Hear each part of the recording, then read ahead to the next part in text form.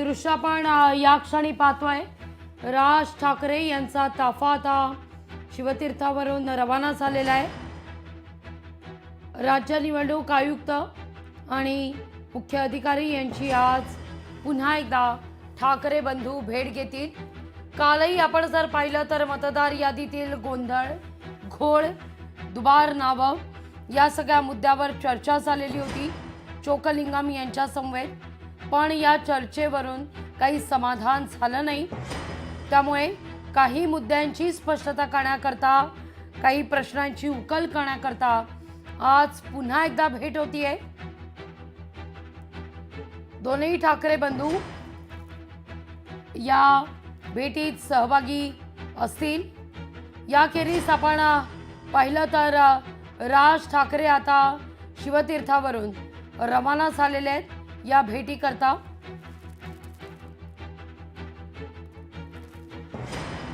साधारणतः 11च्या दरम्यान ही भेट होणार आहे। आज शरद पवार यांचा नियोजित कार्यक्रम आहे पुण्यात, त्यामुळे या भेटीत शरद पवार सहभागी नसतील। पण मवियाचे इतर महत्त्वाचे नेते या भेटीत उपस्थित असणार आहेत। नितीन सरदेसाई आपण या ठिकाणी पाहतोय। मनसेचे वरिष्ठ नेते, मविया आणि मनसेचे वरिष्ठ नेते या शिष्टमंडळात सहभागी। विशेषतः दोन्ही ठाकरे बंधू आज साधारणतः 11च्या दरम्यान ही भेट होईल।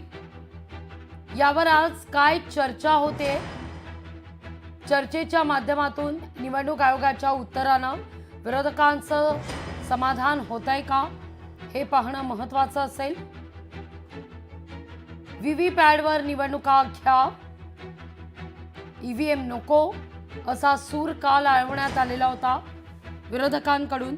जर मतदार याद्यांमध्ये इतका गोंधळ आहे तर मग निवडणुकांना सामोरं कसं काय जाणार ही विचारणा राज ठाकरे यांनी केलेली होती काल मुख्य निवडणूक अधिकाऱ्यांकडे, चोक्कलिंगम यांच्याकडे।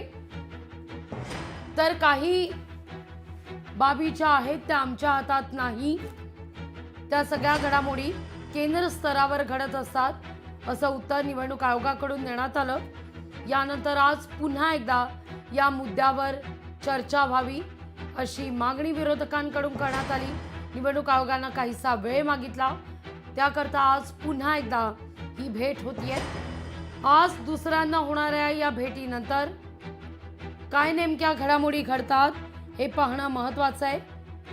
अधिक माहिती घेऊया आपल्या प्रतिनिधी भाग्यश्री प्रधान आचार्य यांच्याकडून। भाग्यश्री, काय अधिक माहिती आहे? नक्कीच लागवी। आता जर आपण बघितलं तर राज ठाकरे स्वतः निघालेले आहेत। काल ज्या पद्धतीने निवडणूक आयोगाची भेट झाली त्याच पद्धतीने आज देखील राज्य निवडणूक आयोग, केंद्र निवडणूक आयोगाची भेट घेणार आहेत। महाविकास आघाडीचे सगळेच नेते असणार आहेत त्यात, आणि त्यात राज ठाकरेंचा देखील सहभाग असणार आहे।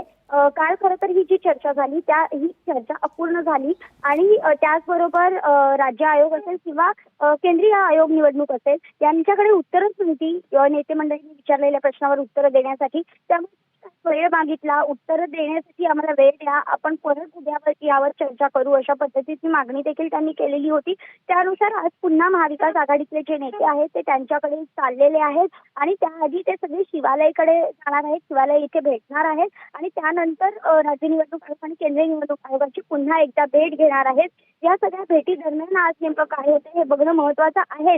मात्र राज ठाकरे यांनी काल आणखीन एक मुद्दा उपस्थित केलेला होता तिकडे, की निवडणुका अजून लागलेल्या सुद्धा नाहीयेत, तर तुम्ही मतदान नोंदणी जी आहे ती का बंद केली, अशा पद्धतीचा प्रश्न त्यांनी उपस्थित केलेला होता। या व्यतिरिक्त त्यांनी असंही म्हटलेलं होतं की दुबार मतदान नोंदणी आहे ती कशी कट करणार, कशा पद्धतीने तुम्ही त्याच्यावर काम करणार, असे विविध प्रश्न जे आहेत ते मोठ्या प्रमाणात विचारण्यात आलेले होते। आणखीन महत्त्वाचा एक राज ठाकरेंनी प्रश्न विचारलेला होता की जर तयारी नाहीये तर तुम्ही निवडणुका कशा काय घेता, जर अशा पद्धतीने निवडणुका घेणार आहात तर ही पारदर्शकता आहे का, ही लोकशाहीला धरून आहे का, अशा पद्धतीचे विविध सवाल जे आहेत ते त्यांनी विचारलेले होते। आता आपण बघतोय व्हिज्युअल मधनं, दृश्यांमधनं की राज ठाकरे पुन्हा एकदा त्याच मंत्रालयाच्या दिशेने निघालेले आहेत.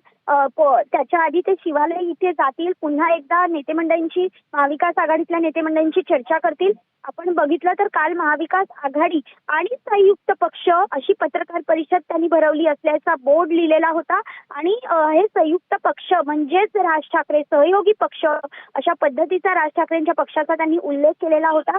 खरं तर हे देखील एक विशेषच आहे की महाविकास आघाडी बरोबर राज ठाकरे जात आहेत. एकीकडे युतीची चर्चा सुरू आहे, प्रचंड मोठ्या प्रमाणामध्ये ही चर्चा रंगलेली पाहायला मिळते.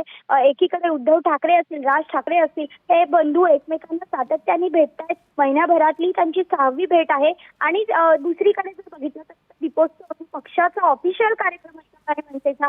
त्या कार्यक्रमात देखील उद्धव ठाकरे उद्घाटन त्याचं करणार आहेत शिवाजी पार्क येथील दीपोत्सवात.